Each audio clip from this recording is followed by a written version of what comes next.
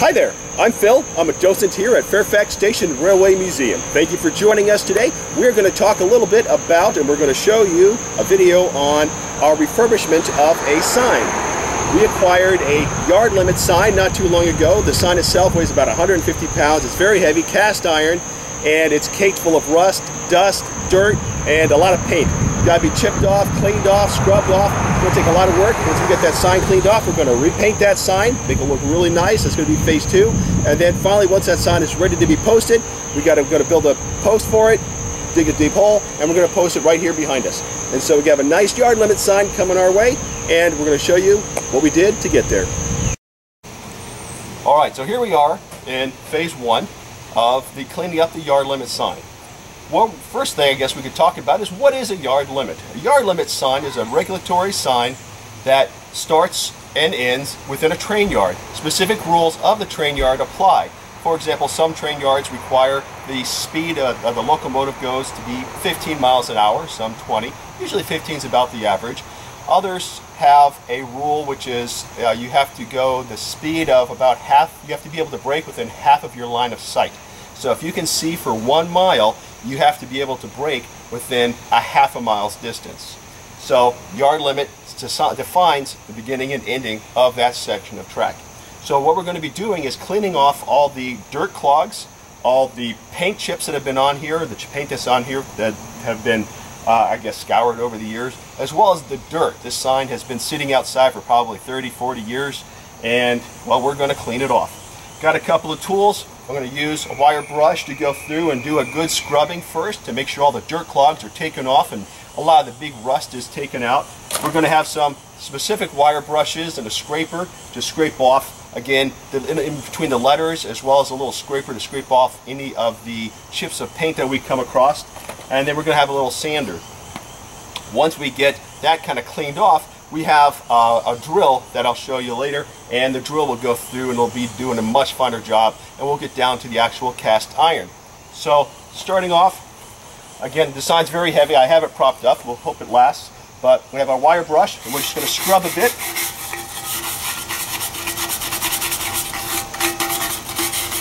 So you can see this area up here in particular has a lot of rust on it, and you can see the rust coming up as I'm scrubbing. Down here we have a lot of dirt clogs, and so those are coming off pretty easily. Paint's not coming off too well.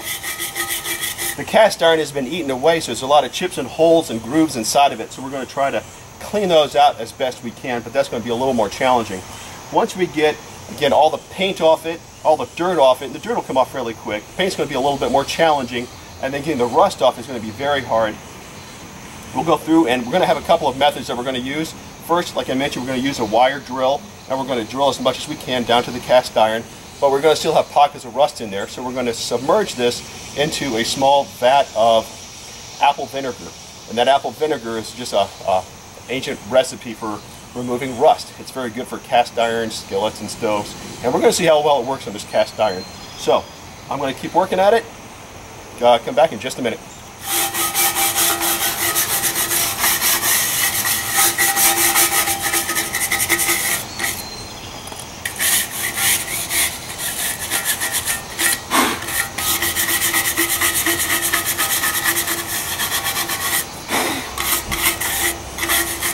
Okay, so what we're going to do is we've gone through, we've cleaned off all the dirt, cleaned off as much rust as we can that's really sticking out.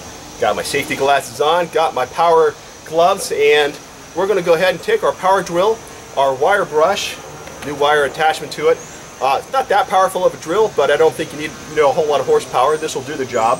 We're going to start with the letter D, and we're going to go through and we're going to clean up the letter D. We're going to scrape off, again, most of the letters. Hopefully this will take off a lot of the paint that's on top of it, as well as a lot of the rust, and we're going to let that cast iron underneath shine.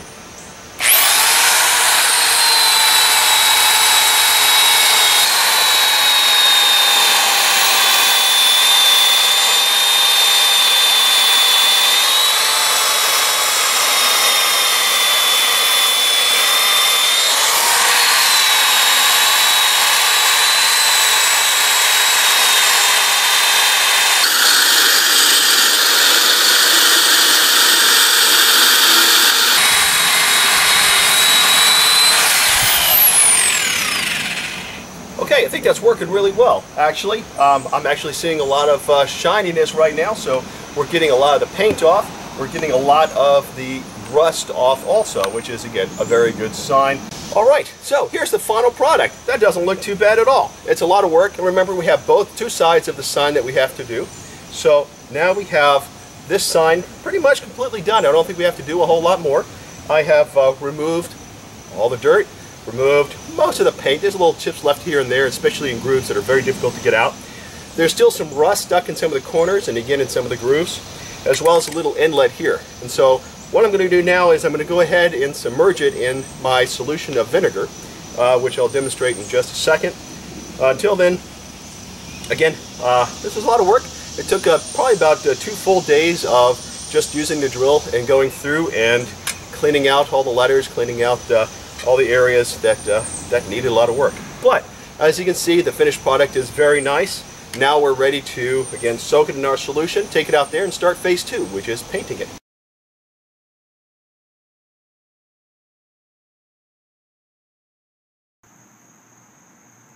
So here we are with the yard limit sign. We've made some good progress.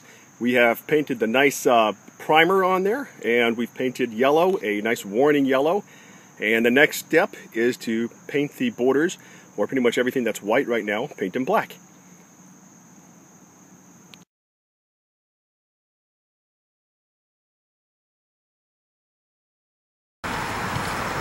So the next step, we've already obviously completed, is to cut the post out. So we got an 6" by 6" by 8 feet long post. It's a little heavy, but just got a local hardware store.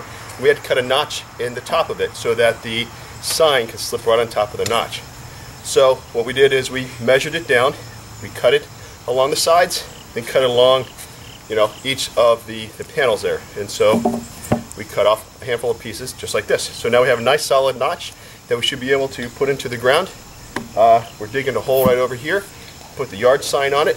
It'll be up momentarily.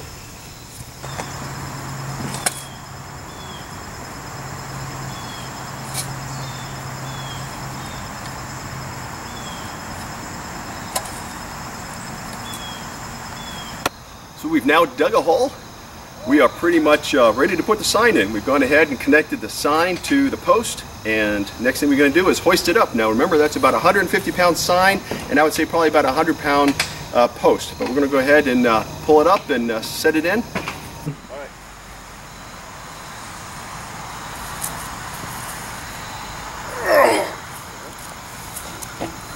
Awesome. I assume that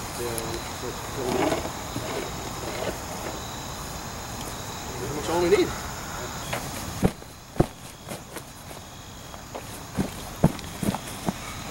Should be able to let it go now. Hey, look at that! Woohoo!